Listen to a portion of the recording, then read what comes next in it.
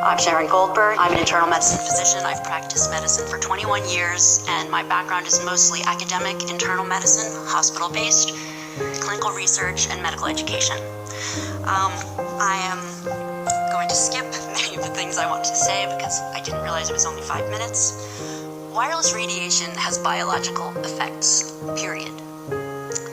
This is no longer a subject for debate when you look at PubMed and the peer-reviewed literature. These effects are seen in all life forms: plants, animals, insects, microbes.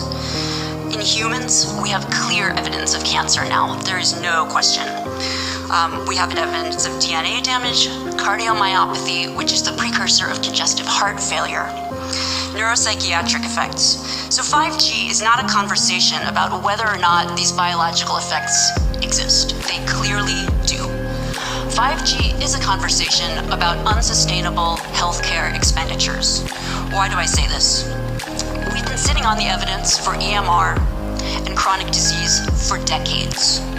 And now we're seeing all these epidemics appearing. So diabetes is the first epidemic. I think most of you know the statistics. They're very scary. 1 in 3 American children will become diabetic in their lifetime, and if they're Hispanic females, the number is 1 in 2. So what does this have to do with wireless radiation? Wireless radiation and other electromagnetic fields, such as magnetic fields and dirty electricity, have been clearly associated with elevated blood sugar and diabetes. That is what the peer-reviewed literature says. It is not opinion. The closer you live to a cell tower, the higher your blood glucose. That is based on hemoglobin A1C measurements. So the idea with small cells of putting the cells closer to people's homes and bedrooms scientifically is very dangerous. And from an economic perspective, it's dangerous. And you may not know this. I was shocked to find this out. But the way you create a model of diabetes in rats in the lab is by exposing them to 2.4 gigahertz. And this is not for long-term exposure. So, I don't have time to talk about the costs, but the huge problem with diabetes really is chronic kidney disease. End-stage renal disease, the worst complication of diabetes, leads to hemodialysis. Hemodialysis is an automatic qualification for Medicare. And if you don't qualify for Medicare, we still have to dialyze the patient.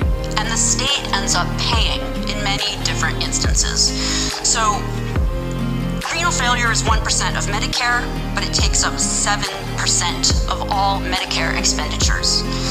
I don't have time to talk about this anymore, but once again, we have, so the other epidemics that clearly link from the science with electromagnetic radiation are related to mental health. And this is straight from PubMed. This isn't my opinion. This is science. Okay? Medical group, for those of us who aren't physicians, what is PubMed? I'm sorry. Wow. It's just it's our National Library of Medicine. This is where you would go. This is just the peer-reviewed literature. So we have 3 epidemics that clearly, they're essentially one epidemic. We have deterioration of mental health in the United States. And if you look really at the science, what does it show? And these epidemics are our suicide epidemic, epidemics in violent, shootings, and the opioid epidemic.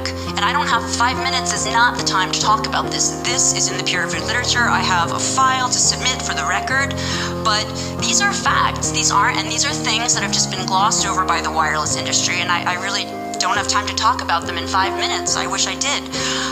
But we need to examine our epidemics in the context of our EMF exposures. What does that mean?